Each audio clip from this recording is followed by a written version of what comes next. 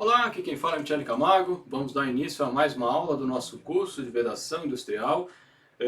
Ainda falando, né, sobre as vedações usadas em equipamentos rotativos.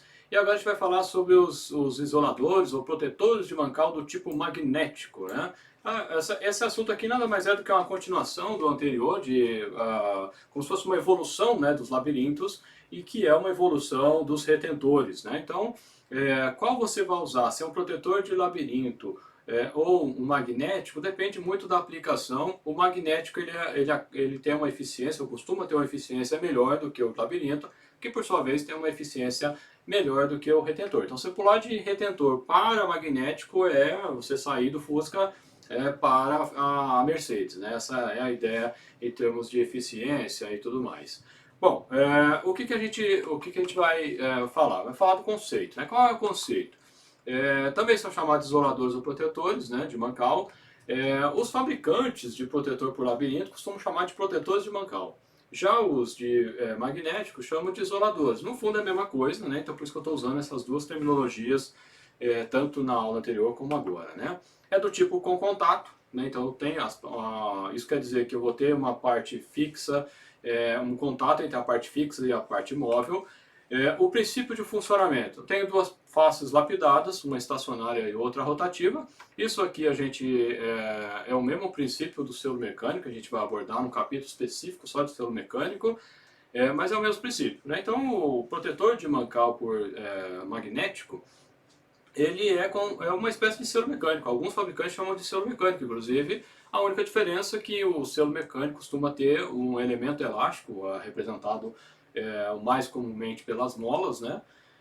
E no caso do isolador, quem faz essa função é a atração magnética entre as partes. É elas que fazem as duas partes ficarem juntas. Então, se a gente imaginar aqui, né, aqui é um esqueminha de um isolador de mancal, eu tenho essa parte amarela aqui que está fixa aqui na carcassinha laranja, né? E tem essa parte aqui cinza, né? Que é a parte rotativa que tá em contato aqui com o eixo. E aí eu tenho essa carcassinha aqui que parece um U invertido, metade de um H sem perna, né? Essa partezinha aqui. Essa parte, ela é atraída, né? Pelo magnético.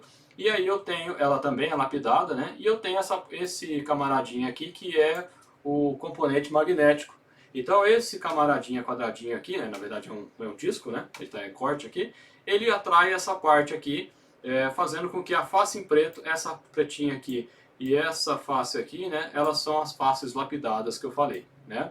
E quem faz a tração é a mola, porque a pressão de trabalho desses tipos de protetores são baixas. Como eu falei em vídeos anteriores, um dos fabricantes de retentor que eu falei falou de pressões de 20 bar, para trabalhar com retentor. Eu desconheço particularmente, eu não tenho nenhuma experiência com aplicações desse tipo, né? Mas o fabricante falou que suporta, eu não vou questionar porque eu não tenho tanta experiência assim com retentor, mas eu nunca vi falar de um sistema pressurizado com 20 bar trabalhando com retentor, né? De um modo geral, o retentor trabalha com pressões muito baixas, assim como esses isoladores aqui. No caso, o isolador magnético ele tem suporta uma pressão maior do que os labirintos, a gente vai falar daqui a pouquinho. Então esse é o princípio, né? Eu tenho essa partezinha aqui que ela é atraída por esse elemento magnético aqui e essas faces ficam em contato. Essa construção ela permite, né, movimentos axiais do eixo maior do que o labirinto. Como eu disse, né, tem o mesmo princípio do selo mecânico. Eu não vou explicar o selo mecânico agora, que a gente tem um capítulo só disso lá. E o magnético é que promove aí o fechamento das faces, como a gente já falou também. Bom, se eu comparar com o isolador de mancal, o retentor, né? Aqui a gente vai praticamente repetir a mesma coisa que a gente falou lá dos labirintos, né? Então, onde eu tenho aplicações com alto índice de contaminação, e também em função da durabilidade do retentor, essas são as aplicações aí candidatas. Aí vem a pergunta que não quero calar, qual que eu vou usar? O magnético ou o labirinto? Depende, se for um equipamento muito crítico, eu sugiro você usar o magnético, porque ele vai ser mais caro, vai. Mas está falando de um equipamento caro também, que quando ele para, o custo dele parado é muito alto. Então trabalhar com isolador de mancal magnético vai ser a melhor solução para você. Agora, se é um equipamento de menor complexidade, lá que o pessoal fala da curva ABC, né, um equipamento B, aí o protetor de labirinto ele já vai atender muito bem, né? Você vai com o pé nas costas, né? E aí uma sugestão, né? Compare preço, né? É claro que se você consultar um fabricante de magnético, que só faz magnético, ele vai falar para você que o dele é lindo, maravilhoso, e que ele funciona em todas as aplicações. Se você fizer a mesma pergunta para o de labirinto, também vai falar a mesma coisa, né? Então, só que não é igual, né? O magnético ele é melhor do que o labirinto, mas o labirinto vai muito bem em muitas aplicações. Também, assim como o labirinto, você veja que esse caso aqui ele é feito em bronze, né? Do fabricante que eu peguei aqui como exemplo. Esse aqui é bem robusto, né? Então você pode tirar, montar várias vezes. Esse aqui tem equipamentos que chegam a durar até 10 anos, né? Desde que, né, o mecânico que vai fazer a desmontagem faça uma desmontagem com cuidado, né? Ele não vai danificar esse componente aqui, dá para usar várias vezes. Se você pega um equipamento de altíssima responsabilidade, que você trabalha para ter um TBF acima dos 5 anos, o isolador de mancal por magnético ele vai te trazer melhores resultados do que o de labirinto. São mais eficientes, né, inclusive, né, quando eu comparei inclusive em relação ao labirinto, o fabricante ele fala, né, aí vem o coeficiente de segurança, que eu chamo de coeficiente cagaço, né, ele fala de no mínimo 4 anos, né? Mas tem aplicações aí que passam dos 8 anos fácil, né? De aplicações com esse isolador aqui. É claro que ele é bem mais caro que do que os demais, né? Então, esse ponto que tem que levar em consideração. Quanto é o custo da sua hora do equipamento parado, né? Qual que é o grau de contaminação que você tem. Então, aí você opta se você tem problema, né, com o retentor, né, se o retentor não está dando conta, aí você opta, né, quanto mais crítico é o seu equipamento, mais eu te sugiro usar o magnético. Como eu disse, são mais eficientes aí que os labirintos. E a especificação dos materiais é o mesmo critério dos retentores dos anéis O. Na verdade, são eles que a vedação propriamente dita é feita pelo anel O, nesses casos aqui, né. Isso a ver com vedação secundária que a gente chama, né, lá no selo mecânico. Mas se eu estou trabalhando numa temperatura de 200 graus, não adianta eu querer usar o Viton que não vai dar certo. Eu tenho que usar um anel O que vai aguentar essa temperatura, né? É isso que eu quero dizer. A mesma coisa em relação à Bunaene. É claro que tem um padrão, né? Se você precisa de alguma coisa específica, aí você tem que consultar o fabricante e verificar a possibilidade de mudar. Mas a mudança de anel O aqui é uma coisa bem simples, né, de ser feita também. Falando um pouquinho dos tipos, né? Aqui também é muito parecido com os magnéticos, né? com os labirintos que a gente já falou. Então eu tenho a versão flangeada, que uma parte fica dentro do equipamento, outra parte fica fora. Eu tenho o não flangeado, que fica totalmente dentro do equipamento. Aqui é mais uma questão de montagem mesmo, não tem uma questão do que é melhor ou pior, é montagem, né? Às vezes você não tem espaço para fora, mas tem espaço para dentro, né? Às vezes você consegue, por exemplo, eles costumam ser um pouquinho mais largos, né, do que o retentor, então muitas vezes você precisa fazer uma usinagem na tampa, por exemplo, onde estava o retentor para ele poder caber, né? E aí, assim, no caso aqui, esse azulzinho é a face lapidada, o que está em amarelo também, e aqui, né, o azul é o magnético que faz a atração aqui da parte azul, amarela aqui. Eu também tenho a versão com labirinto, né? Então, quando eu tenho uma situação bem crítica, mas bem crítica em termos de contaminação com óleo, contaminação de impurezas, né?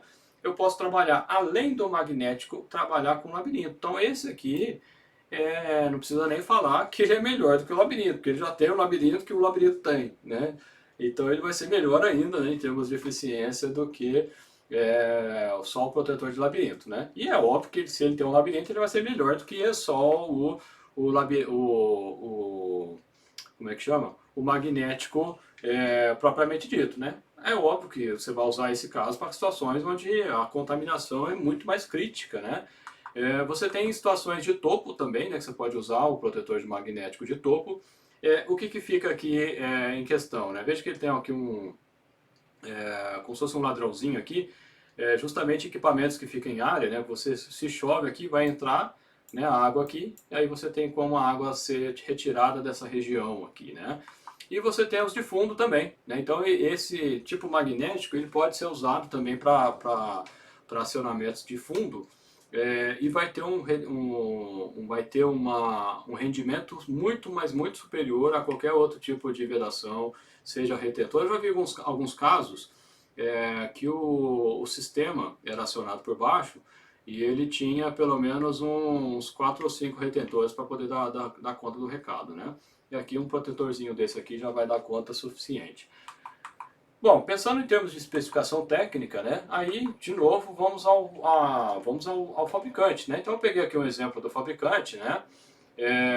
Em termos de pressão, ele trabalha a 1,4 bar G, isso aqui G eu vou falar daqui a pouquinho que seria equivalente a 20 PSI G. Isso alguns modelos, ou né, 0,3 bar e 5 PSI. Então aqui tem um submodelo, digamos assim. Então esse fabricante ele tem protetores que chegam a 1,4 B. O que seria esse G? O G, na verdade, ele vem da palavra gauge. A palavra gauge, ela é manômetro em inglês. Então, toda vez que você tiver uma pressão informada em algum lugar, seja um documento técnico, seja num catálogo, usando o G, ele está falando que é pressão manométrica. Aqui no Brasil a gente não costuma usar essa expressão. A gente usa, quando a gente está falando de pressão absoluta, aí a gente fala que coloca entre parênteses o ABS, né? PABS, a gente está falando que é pressão absoluta, né? Já está identificando que é absoluto. Quando não identifica, a gente está falando de pressão efetiva. Se você tem dificuldade, né, entender o que é pressão efetiva, pressão absoluta, eu tenho algumas aulas grátis lá no YouTube que eu explico, né, de mecânica dos fluidos, que eu explico isso aí, né? Se você tiver alguma dificuldade, eu sugiro você dar uma olhada para você entender melhor pressão absoluta e pressão efetiva. É muito simples, mas é só entender o conceito, né? Só que no inglês não, ele identifica. Quando é a pressão manométrica, ele usa o Gzinho de gauge, ou quando é pressão absoluta, ele usa o Azinho. Então se tiver bar A, ou que seria o bara, né? Ou PSI A, aí eu estou falando da pressão absoluta. Se tiver o G, eu estou falando da pressão manométrica. Aí vem a pergunta, e daí e eu com isso? Bom, se você vai coletar informações a respeito do seu equipamento e ao informar uma pressão que é uma pressão manométrica e você informar que é uma pressão absoluta, você vai subestimar a pressão, porque a pressão absoluta ela já está dentro dela a pressão atmosférica, enquanto que a pressão manométrica não. Né? Então se você usa 20 PSIA, né, pressão absoluta, você já está informando que tem pressão absoluta lá dentro da sua unidade. Já no PSIG não. Né? Então você pode ter problema de projeto aí, né? Considerar pressões erradas nesse sentido. Bom, veja que é interessante na velocidade, eu tenho duas. Né? Então veja, eu tenho 60 metros por segundo, que seria equivalente a 12 pés por minuto. E aqui ele determina lubrificado. E aqui ele tem 20 metros por segundo, que seria o equivalente a 4.000 pés por minuto, para a situação seca. Quais seriam essas situações? Se a gente voltar aqui na questão anterior, se eu comparar esses dois aqui, essa situação aqui, eu estou trabalhando com ele totalmente lubrificado, né? Que seria o fluid, lá que a gente falou lá no caso dos protetores de mancais por labirinto. E esse caso aqui ele trabalha seco. Então, nesse caso de topo, como eu não tenho óleo aqui, o óleo também não vai lubrificar. Então, ele trabalha seco. Nesse caso, ele tem um limite menor de velocidade, que é a velocidade periférica que a gente falou lá quando a gente falou de retentor. Por isso que eu falei que a velocidade periférica ela vai sempre estar acompanhando as situações onde você tem sistemas rotativos. Né? Então a velocidade periférica ela é importante. Então no caso aqui, essa velocidade, ele não fala que é a velocidade periférica, mas como ele está nos informando que é em metros por segundo ou pés por minuto, nesse caso aqui, essa velocidade ele fica subentendido que é uma velocidade periférica ou uma velocidade tangencial. Então, aí você tem que ter um conhecimento técnico mínimo aí para entender essas diferenças, né? Então, se for seco, ele trabalha no máximo a 20 metros por segundo. Se for lubrificado, né, naquelas outras posições aqui, ó, de um modo geral, eu vou ter o nível do óleo, que nem o caso aqui, o óleo está indicado por essa cor roxa aqui, né? Esse caso aqui, eu vou ter o óleo chegando aqui na região, né? Então, nesse caso aqui, eu vou ter, o óleo vai chegar aqui, né? Na facezinha aqui, ó, bem aqui. Aí ele é também considerado lubrificado, né? Então, sempre quando eu tenho o óleo molhando, digamos assim, as faces, né? Aqui lapidadas, eu tenho o tipo lubrificado. Se não, é um tipo seco e eu tenho que ele é bem mais limitado em termos de velocidade periférica.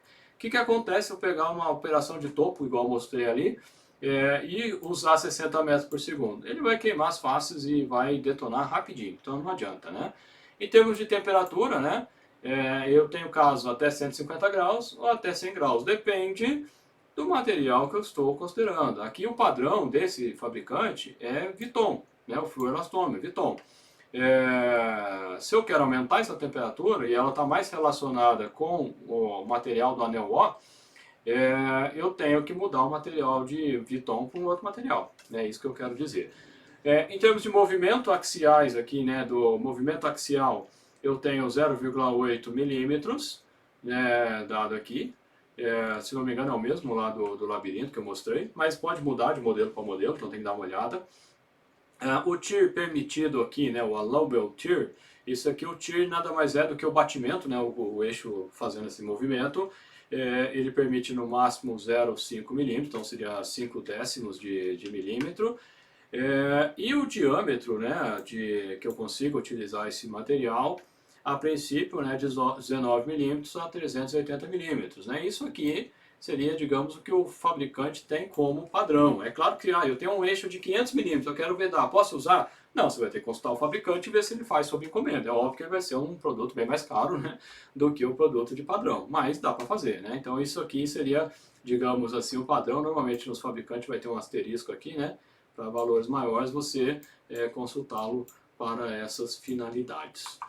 Bom, pessoal, se tiver uma pergunta, né, deixa nos comentários, né, ou você pode também mandar por WhatsApp ou mandar para a gente por e-mail, se assim você o desejar. Beleza? Um abraço e até a próxima.